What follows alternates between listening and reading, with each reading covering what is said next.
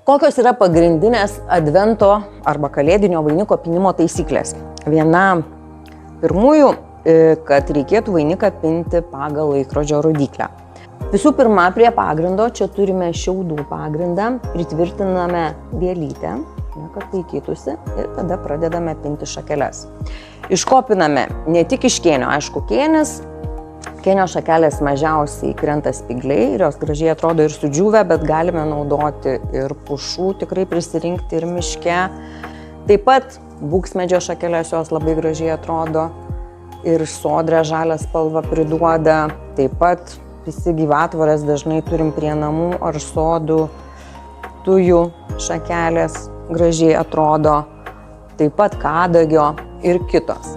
Susipynę vainiką, vėlgi vielutę, kurią aprišome šakeles, paslepiame prie pagrindo, kad nesimatytų,